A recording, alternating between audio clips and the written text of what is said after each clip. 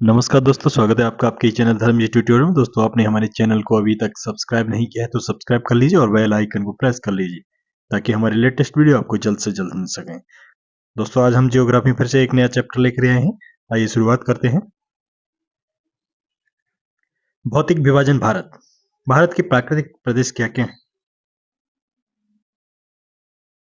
पुराचुंबकत्व अध्ययन की वह शाखा जो चट्टानों अवसादों के निर्माण के समय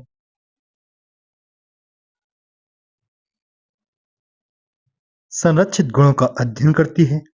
विज्ञान की यह शाखा प्राचीन भूवैज्ञानिक घटनाओं के अध्ययन में सहायकता होती है। पृथ्वी के चुंबकीय क्षेत्र का अध्ययन की पुराचुंबकत्व के माध्यम से किया जाता है। क्या है कि जो पृथ्वी के चुंबकीय क्षेत्र का अध्ययन है वो पुराचुंबकत्व के माध्यम से किया जाता है। अल्फ्रेड वेगनर के महाद्वीप विस्थापन सिद्धांत को प्रमाणित करने के लिए पुराचुंबकीय अध्ययन को आधार बनाया गया। महाद्वीपीय विभाजन सिद्धांत के अनुसार भारतीय स्थल पिंड गोंडवाना लैंड का भाग है। अगर ये पूछा जाए कि भारत कौन से स्थल पिंड का भाग है तो ये गोंडवाना का है। ठीक है, और ये किसने दिया था? अल्फ्रेड वेगनर ने। गोंडवाना भूभाग के विशाल क्षेत्र में भारत, ऑस्ट्रेलिया, अफ्रीका, दक्षिणी अमेरिका तथा अंटार्कटिका के क्षेत्र शामिल हैं। मध्यवर्ती मध्यजीवी कल्प में संवहनीय धाराओं द्वारा गोंडवाना को अनेक टुकड़ों में विभाजित कर दिया गया। इस विभाजन के फलस्वरूप अभी एक क्वेश्चन उठता है कि गोंडवाना में कौन कौन से देश आते हैं। गोंडवाना लैंड के कौन कौन से जो देश हैं, भाग हैं, उसमें क्या है? एक भारत है, ऑस्ट्रेलिया, अफ्रीका, दक्षिण अमेरिका तथा अंटार्कटिका, ये उसके भाग हैं। क्या है? इस विभाजन के फलस्वरूप विस्थापित होने लगी उत्तर की दिशा की ओर विस्थापन के परिणाम स्वरूप भारतीय प्लेट अपने से अधिक विशाल प्लेट यूरेशियन प्लेट से टकराई। सॉरी, जो भारतीय प्लेट है, ये वेगनर की जो विस्थापन थ्योरी दी उसने, उसके अनुसार जो भारतीय प्लेट थी वो यूरेशियन प्लेट से टकराई। और यूरेशियन प्लेट भारतीय प्लेट के कंपैरिजन में बड़ी प्लेट थी। इस टकराव के कारण इन दोनों प्लेटों में भारतीय तथा यूरेशियन की जो बताया ना बीच एक टेथिस सागर यानी कि टेथिस सी के अवसादी चट्टान बलित होकर के हिमालय तथा पश्चिम एशिया की पर्वतीय श्रृंखला के रूप में विकसित हो गए। जब ये यूरेशियन प्लेट और भारतीय प्लेट आपस में टकराएं, तो जब टकराएंगे आपस में तो वहां कुछ अवसाद था। जो अवसाद बलित होकर के जो टेथिस सागर था, टेथिस सागर का अवसाद बलित हुआ और बलित होकर के उसने हिमालय तथा पश्चिम एशिया की पर्वत श्रृंखला के रूप में विकसित होगी वो जगह। हिमालय की पूरी पर्वत श्रृंखला एक युवा स्थलाकृति है। कभी कभी क्वेश्चन आता है, 3-4 पर्वत श्रृंखला दे देगा, उनमें से बोलेगा ये सबसे नवीन और बलित पर्वत श्रृंखला कौन सी है, तो उसमें हिमालय आएगा। यह हिमालय क्या है? युवा स्थलाकृति है। इसमें ऊंचे शिखर, गहरी घाटियां तथा तेज बहने वाली नदियां हैं। हिमालय के तराई क्षेत्र में पाताल तोड़ कुएं भी पाए जाते हैं। ऊंचे शिखर हैं, गहरी घाटियां हैं, तेज बहने वाली नदियां हैं और पाताल तोड़ कुएं भी पाए जाते हैं। टेथिस सागर के हिमालय के रूप में ऊपर उठने तथा प्रायद्वीपीय पठार के उत्तरी किनारों के नीचे धंसने के कारण एक बृहद द्रोणी यानी कि बेसिन का निर्माण हुआ। ये टेथिस सागर ऊपर उठा, प्रायद्वीपीय पठार के किनारे धंस गए तो वहां एक बेसिन बन गया।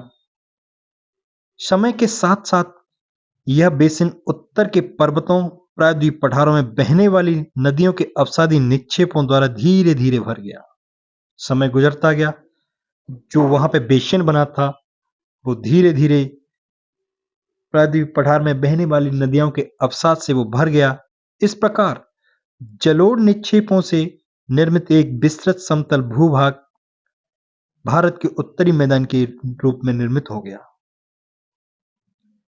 जब यह भाग भर गया नदियों के अवसाद द्वारा और जलोढ़ मिट्टी से वह बना है, तो ये विस्तृत भूभाग फिर भारत का उत्तरी मैदान कहलाने लगा। भूगर्भीय रूप में प्रायद्वीपीय पठार पृथ्वी की सतह का प्राचीनतम भाग है।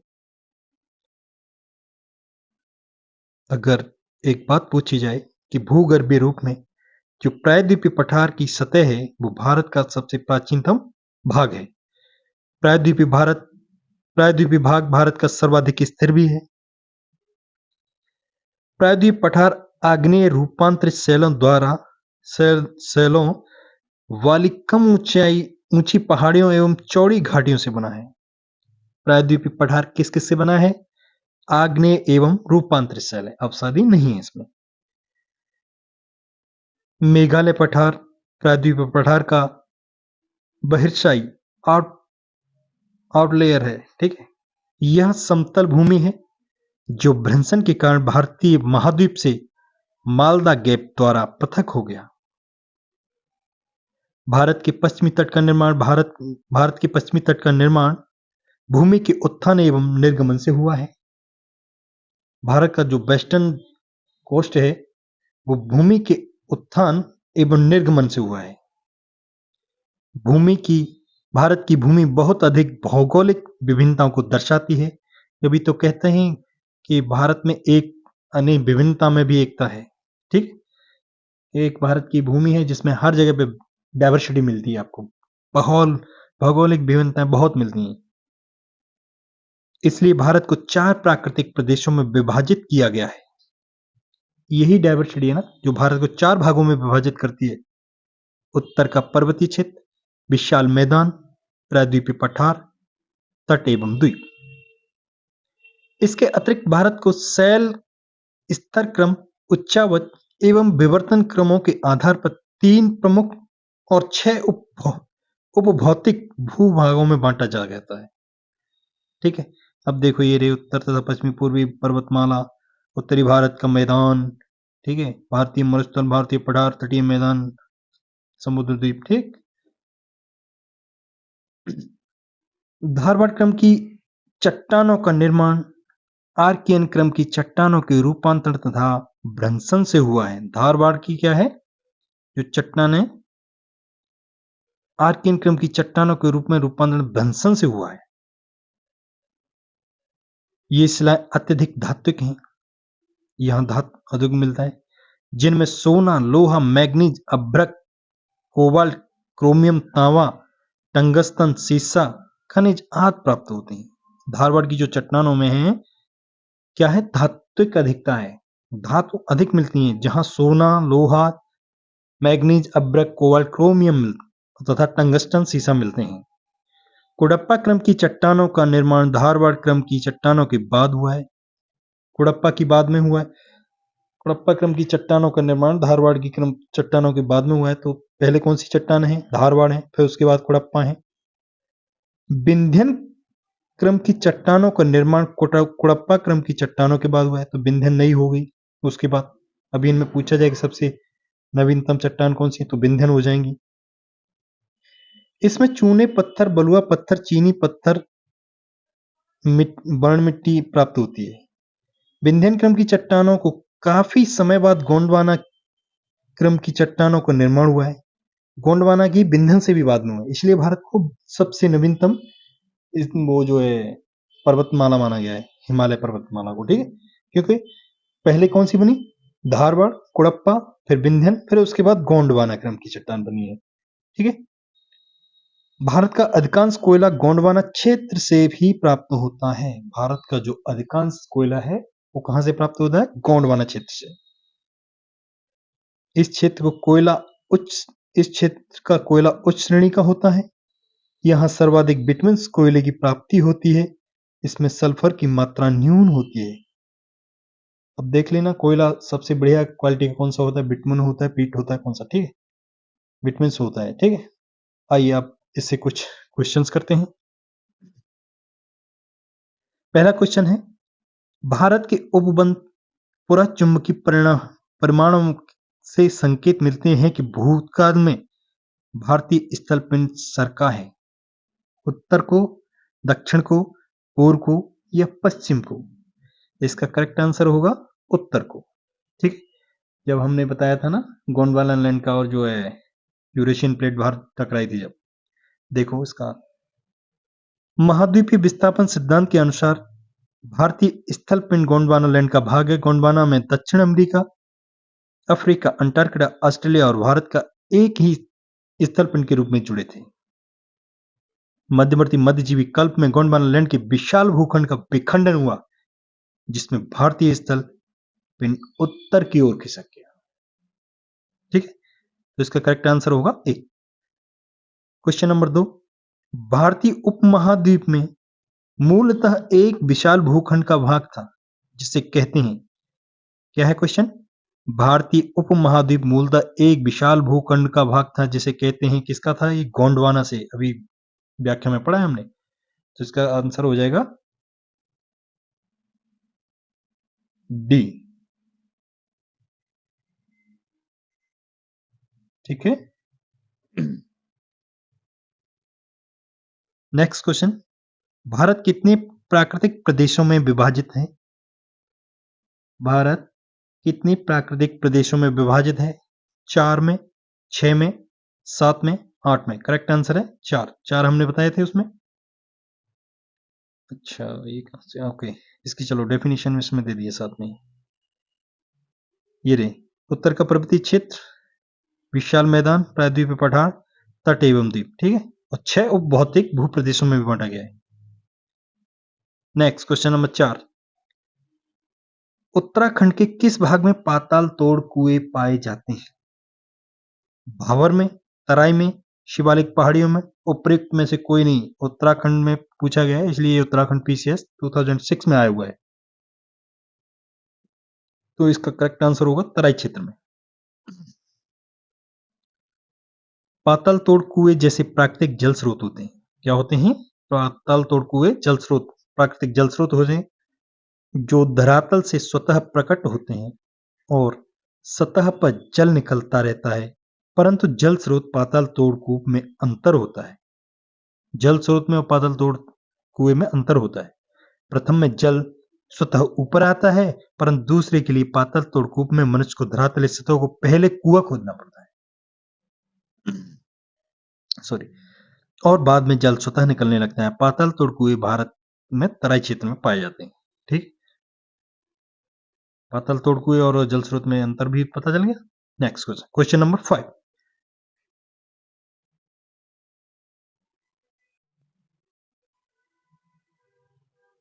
भारत में भूभागों की रचना के संबंध में निम्नलिखित कथनों पर मनन कीजिए। नंबर 1, संरचनात्मक दृष्टि से मेघालय पठार दक्कन पठार का ही विस्तृत भाग है। कश्मीर घाटी की रचना एक समभिन्नत में हुई। गंगा मैदान की रचना एक अग्रगर्त में हुई। हिमालय की उत्पत्ति भारतीय प्लेट, यूरोपीय प्लेट तथा चीनी प्लेट की त्रिकोण अभिसरण के फलस्वरूप हुई है। इनमें से कौन सी कथन सही है? 1, 2, 3, 1, 3, 4, 1, 3, 2, 4। बीपीएससी 2005 में आया हुआ है। तो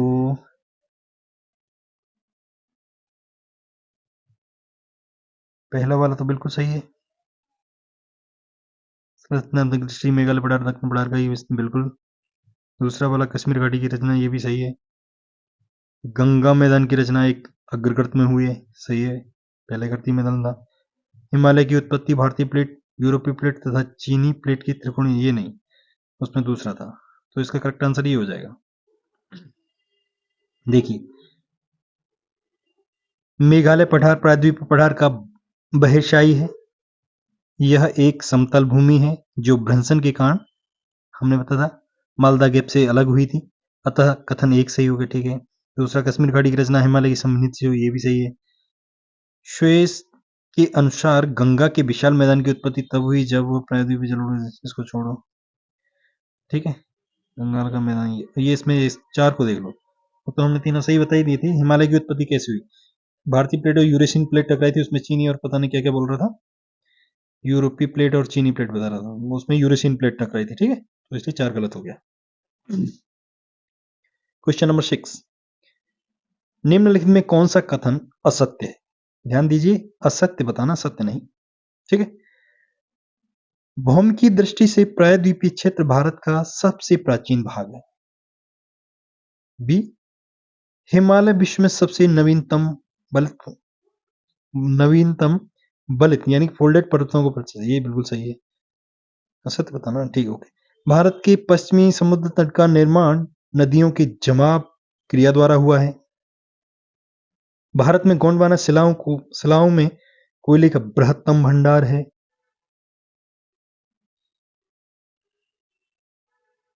तो ये तो भाई बिल्कुल सही है, ये भी सही है, ये भी सही है।